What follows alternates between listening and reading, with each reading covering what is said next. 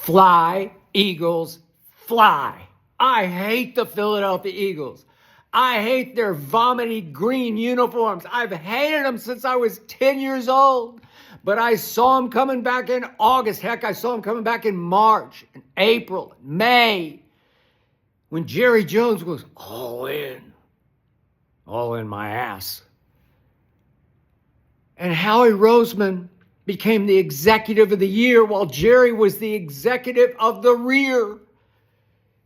Howie Roseman won free agency, player after player, starting with Saquon, and he won the draft, starting with those two corners who changed the way Philadelphia plays defense. They have the best defense in pro football. I've been telling you this all year long. Unfortunately for me, as a Dallas Cowboy diehard, they have the best defense.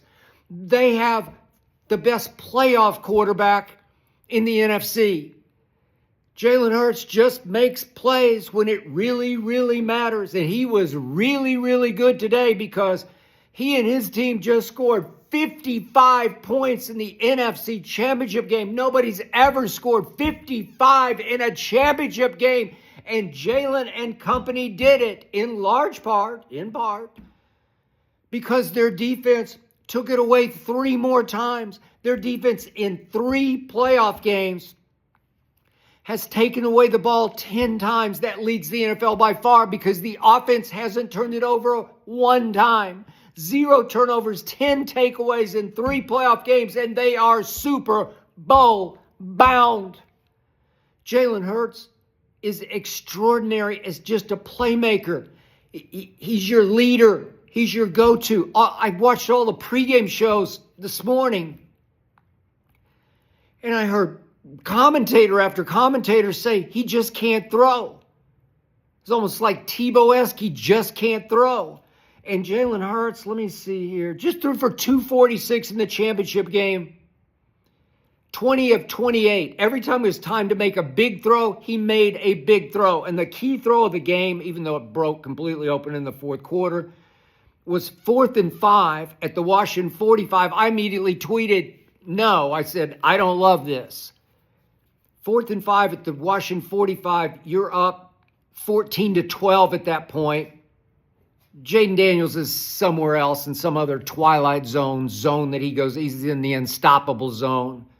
He's going to be so good. He's going to play in lots of championship games. He's going to win multiple Super Bowls before it's over. And he's in our division. And we're going to have to deal with him for whatever it's going to be, 15 years. And Jalen Hurts, when I least expected it, dropped back and threw a frozen rope up the boundary to the guy he never seems to be on the same page with or get along with, A.J. Brown, 31 yards. It was the play of the game for the Eagles because it set up a touchdown. There's 2:14 left in the first half. It effectively felt like it broke the game open. It separated the Eagles from Jayden Daniels and made the mountain just too high to climb for even Jayden Daniels, who scared me to death even midway through the fourth quarter.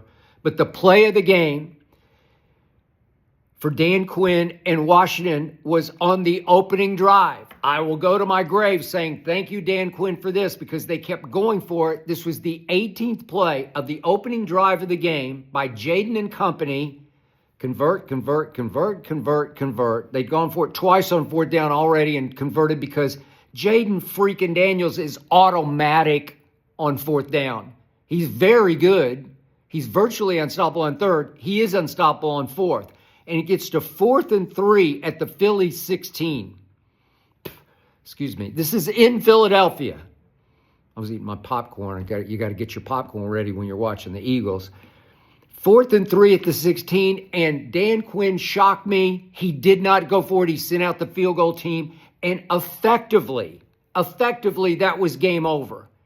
That took some of the heart out of the visiting team, the upstarts, the team nobody saw coming, Jayden Daniels' team.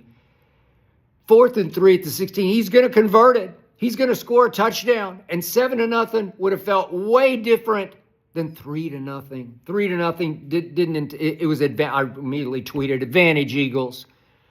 They knew it. Everybody knew it. Dan Quinn let that team down. That was his only hope, was to cash on 4th and 3, cash a touchdown, and show the Eagles we came here serious business. We're all business. We are going to do this. It would have sent the message to his team and to the home team.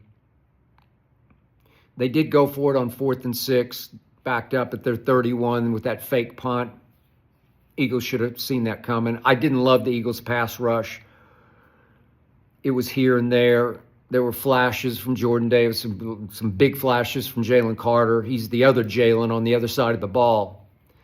But Saquon set the early tone, obviously, with that first play. It was a great play call, under center, fake the jet sweep, and then toss it. When you get the defense leaning one way, toss it to Saquon going the other, and he got on the edge, and he found a crease and a crack, and it's goodbye and good night. Saquon goes 15 times for 118 yards, and the Eagles just amaze me. The character this team oozes, radiates from the quarterback. He's just extreme intangibles, and he can throw the hell out of it. When it's time to make a throw, he makes the throw. They're beat all to hell, man. Landon Dickerson couldn't even limp. He tried to go in place of Cam Jurgens, who couldn't go because he's got a back injury at center. So now you took your Pro Bowl guard and moved him to center, and he's got a knee. Maybe 2 weeks, maybe he can get it right. Maybe Cam Jurgens get his back right. Landon Dickerson was a Pro Bowl guard. He's probably a better center. He is a better center than Cam Jurgens. But again, he's more valuable when you can get away with Cam at center and have him at guard making the Pro Bowl. Now they both got to get healthy. Everybody was beat up. Quinyon Mitchell had his bum shoulder. He played great, had the late interception that sealed it.